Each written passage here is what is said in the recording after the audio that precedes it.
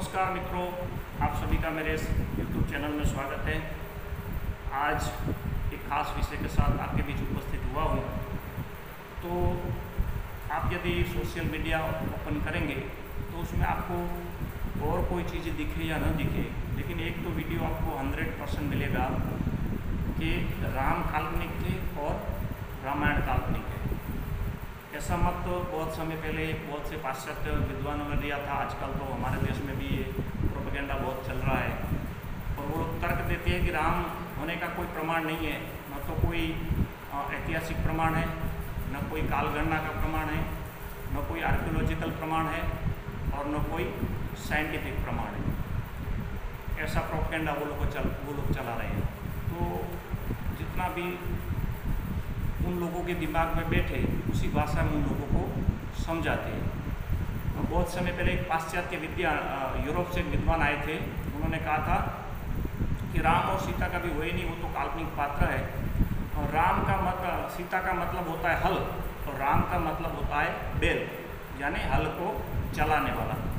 तो किसी ने उनसे पूछा कि अगर आप इस तरह से राम और सीता का मतलब दे सकते हैं, उनका अर्थघटन कर सकते हैं, तो लक्ष्मण, भरत, शत्रुघ्न, कौशल्या, दशरथ, इनका भी अर्थ दीजिए।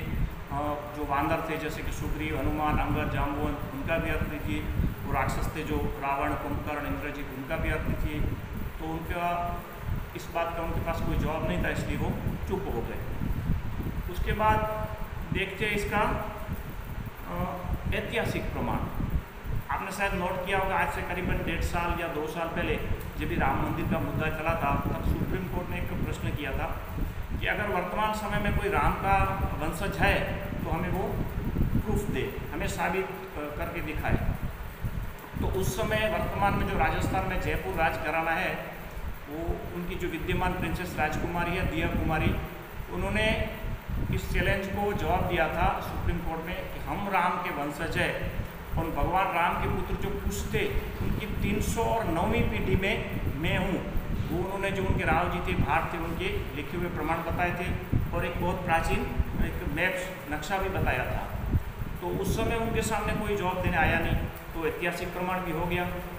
और कुछ लोग कहते भाई आर्कियोलॉजिकल प्रमाण चाहिए। तो देखिए, जब राम भगवान वानर सेना को लेकर लंका गए थे, तब उन्होंने लंका और भारत के बीच में सेतु बनाया था। वो सेतु आज भी मौजूद है, टूटे फूटे उसके अवशेष बाकी हैं।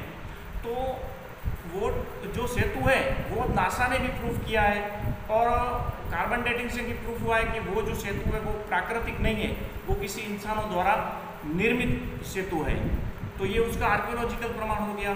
फिर कोई कहते कि भाई साइंटिफिक प्रमाण होना चाहिए, जैसे कि हमारी जो वर्तमान बुद्धि है, इंसान की बुद्धि स्वीकार उसको एक्सेप्ट कर सके, ऐसा भी कोई प्रमाण होना चाहिए। तो देखिए, वर्तमान जो सांप्रत साइंस है, विज्ञान है, उन्होंने बहुत सी चीज़ों पर कार्बन डेटिंग करते रहते हैं और डीएनए का टेस्टिंग भी करते रहते हैं। तो आज से लाखों साल पहले इस धरती पर और भारत में सफ़ेद हाथी हुआ करते थे, 4 दांत वाले सफ़ेद हाथी।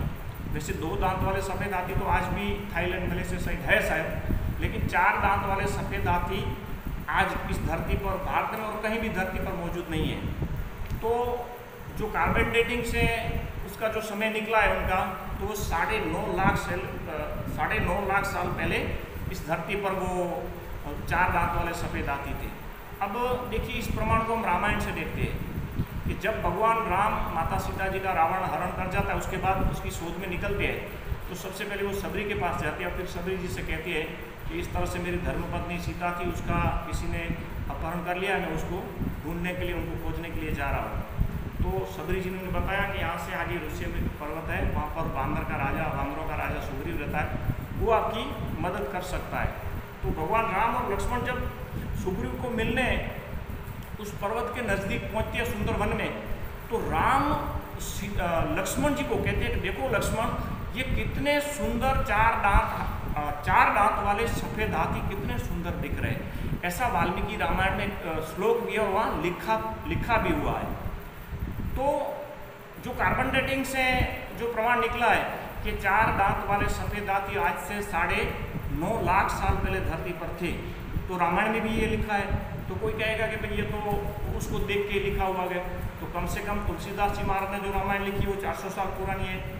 वाल्मीकि ने जो लिखी है वो तो राम के समय की है, लेकिन उस समय को छोड़ दो, बोल के 7वीं 8वीं सदी की है। तो 7वीं 8वीं सदी की हो, 400 साल पुरानी हो या 11वीं 12वीं सदी की हो, उस समय कार्बन डेटिंग करने की कोई टेक्निक नहीं थी। तो वाल्मीकि जी ने कैसे लिखा? तो इसका मतलब साफ हुआ, या तो विज्ञान गलत है, कार्बन डेटिंग की जो सिस्टम है वो गलत है, या हमारे रामायण, अगर वो गलत है तो रामायण गलत है। अगर वो प्रमाण सही है, साइंटिफिक जो प्रूफ है, जो कार्बन डेटिंग है वो सही है, तो हमारी रामायण भी सही है। तो इस बात का उनके पास कोई उत्तर नहीं है। देखिए, राम को मानना न मानना वो तो अपनी इच्छा की बात है। बहुत समय पहले एक विद्वान हुए थे साउथ इंडिया में, उन्होंने पहले कहा कि भाई राम और रामायण काल्पनिक है, रामायण नाम की कोई घटना कभी हुई नहीं और राम कभी हुए नहीं। कुछ समय के बाद उन्होंने एक ग्रंथ लिखा जिसमें उन्होंने लिखा कि भाई राम जो था एक शकी आदमी था, उसने अपनी पत्नी सीता पर शक किया, उसे घर से निकाल दिया, सीता का चरित्र भी कुछ ठीक ठाक नहीं था, वो ऐसा था वो ऐसा था, उन्होंने ही लिखा। तो भाई ये तो दो तरह की बातें हो गई। आप ही कह रहे हैं कि राम कभी हुए नहीं, और आप ही कह रहे हैं कि राम का पात्र ऐसा था, राम चरित्रहीन था, राम शंकाशील था। जब भी वो काल्पनिक है, हुआ नहीं, तो फिर वो शंकाशील कैसे हो सकता है, चारित्रहीन कैसे हो सकता है? तो देखिए, झूठ चीज, जो झूठ होता है उसकी आयु लंबी नहीं होती है।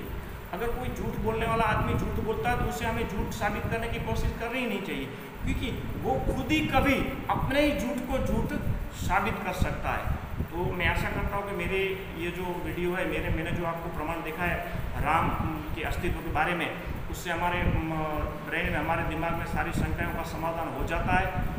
और फिर राम को मानना न मानना वो तो व्यक्ति अपने की इच्छा पर डिपेंड है, उससे तो कोई ज़बरदस्ती कर नहीं सकता। लेकिन अगर आपको राम को नहीं माना है तो मत मानिए, लेकिन ऐसे झूठ समाज में मत फैलाइए।